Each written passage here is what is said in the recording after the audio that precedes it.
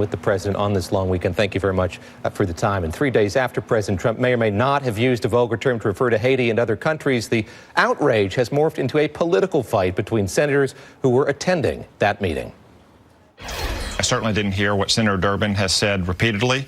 Senator Durbin has a history of misrepresenting what happens in White House meetings, though, so perhaps we shouldn't be surprised by that.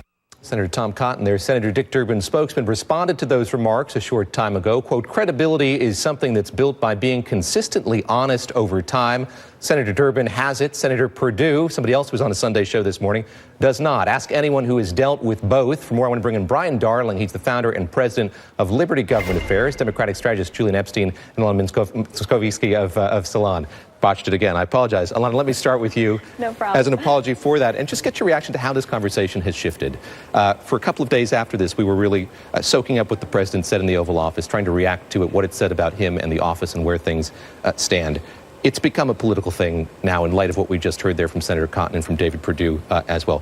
What are the ramifications of that, seeing this move on in the way that it has? Everything becomes a political thing, especially when you're the president of the United States and the president of the country that should be taking in immigrants, that has built its entire foundation on being a country of immigrants. This really matters. And so I'm not surprised to kind of see it devolve this way, but I also think that focusing on language, I mean, first of all, if the president said the S-hole remark, that's racist. And I don't think that we should really mince our words there in saying and calling that out and into what it is. But we should also just focus on the actions that this administration has taken, the rhetoric that this president has used all along when it comes to immigrants, when it comes to people from Mexico, when it comes to Muslims and wanting to put a Muslim ban into place. Let's not forget last year he also wanted an English language requirement. I'm an immigrant who came to this country not speaking English. I was a child, you know, and so if those requirements would have been in place, I would not have been able to be sitting right here with you in the studio right now. And so you just have to realize that, of course, this is going to turn into this kind of political back and forth, but it doesn't really matter if the president said what he did or didn't, because we know what his stance is on immigration. It's been very clear all along. Brian Darling, I want to bring you in here and ask you about these two gentlemen in particular who were party to that meeting. Again, talking about David Perdue, the senator, and about Tom Cotton as well. They issued a very carefully crafted statement on the heels of that meeting, as we heard from other lawmakers who were there with much more specificity. What do you make of the way they've approached this? Why do you see here a majority of lawmakers quick to criticize what was said in the Oval Office and then standing on the outside? Well, first of all, this is a private meeting where senators are sitting down trying to negotiate a deal to work out a deal on DACA.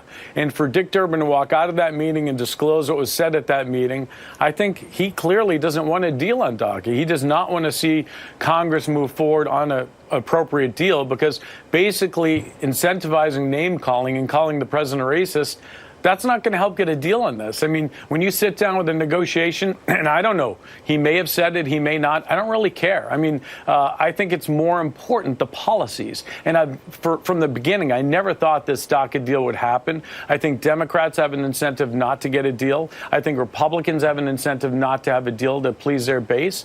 And I just don't see by this Friday both sides working it out. And ultimately, we're going to really see if Democrats are serious about it, because if they don't filibuster this continuing resolution that's coming up and shut down the government, then they're not serious. They want to see this policy go away so they can campaign on it in the fall. Brian, I just want to push back on that a little bit. You say you don't really care whether or not he said it. If, in fact, he said it, would you care that he used that term?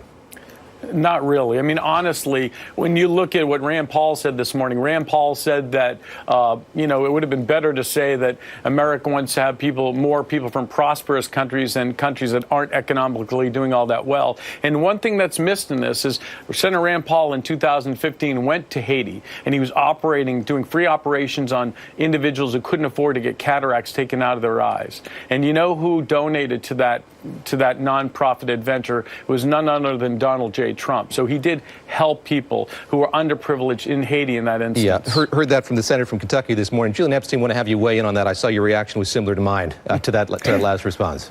Yeah, whether he used the S-hole comment or not, I think this has kind of reinforced the idea that this is just a childlike, unmanageable figure in the White House, and has fed into that narrative, which is, I think, very negative for the Republicans heading into the midterms. I think, secondly, there is a wing of the Republican Party that doesn't care if he uses comments that offend an entire continent and two countries. There's a wing that does, and the wing that does, I think, is the more responsible wing of the Republican Party. It is just on so many levels, it is just so hurtful to this country to be insulting an entire continent that's so important to us in the fight against terrorism and on so many other levels. Politically, this is, I think, very negative for the Republican Party because it's shifted more leverage to the Democrats. The Republicans need DACA much more than the Democrats do. A federal court has blocked Trump's effort to repeal DACA effectively, administratively, and 2/3 of Republicans support a permanent solution to DACA. 3/4 of the American people support it. We're going into midterm elections right now, and the Republicans are behind on a generic question of who they prefer in Congress, the Democrats or the Republicans, and they're behind by about 10 points. So the idea that, and all this is going to do is gin up the Democratic base. So the idea that this was not incredibly harmful to the United States, incredibly harmful again to the president in terms of reinforcing this notion that he's just kind of like this man-child, this unmanageable man-child inside the White House who just blurts out things on the top of his head regardless of how destructive they are. I mean, I just think that's a foolish point of view for a Republican. And let me ask you, it is disingenuous. It is disingenuous to say that Republicans haven't done anything. You used to work for the House Judiciary Committee. Well, the chairman of the House Judiciary Committee, Bob Goodlatte, has put out a DACA bill, but Democrats don't like it because it has things unrelated to DACA, having to do with the wall, having to do with chain migration, having to do with the visa lottery. So Republicans have done something on it. It's just not what Democrats want. Well, I think that there could be a meeting of the minds. I think if you left it to Goodlatte and the Democrats on the Hill, I think there could be a meeting of the minds where you would resolve the DACA issue and you could do more things on border security. I think that's perfectly reasonable. On that note, let me bring you in here, when you start the debate off where Trump has had 3 different positions on whether DACA is tied to other things or not, he's consistently changed his position. Nobody really knows what he wants, and then he starts insulting entire groups of people. That's just the wrong place to start for a constructive dialogue. The final word here to you, and I'm interested in the balance of power here in light of what we've seen. Lawmakers coming to the president with a bipartisan deal. He's rejecting it. Why isn't the legislature, why aren't both houses of Congress able to wield more power or influence on this president in light of that? Well, why aren't members of Congress able to get anything passed, and why is partisanship so high in this country right now? Those are very important questions, except for when it comes to something like NSA surveillance, where we actually did see Democrats and Republicans come together. And so, I think that actually highlights that when politicians want to, they can come up with a deal, and they really should do it on immigration, because there's a new poll that just came out from CBS a couple hours ago. 70% of respondents said that they support and favor DACA. And when it comes to what their priorities are, what they want Congress to be spending money on, it's infrastructure, building roads, building bridges, not building walls. And so those are things that politicians should pay attention to. Brian, I just want to get your opinion here quickly. Mitt Romney weighing a run for Senate in Utah. Should he do it? What does that say about where the Republican Party's at this point? Hey, more power to him. I wish somebody more conservative would run in Utah for that seat. I love Mike Lee. I think he's a great senator.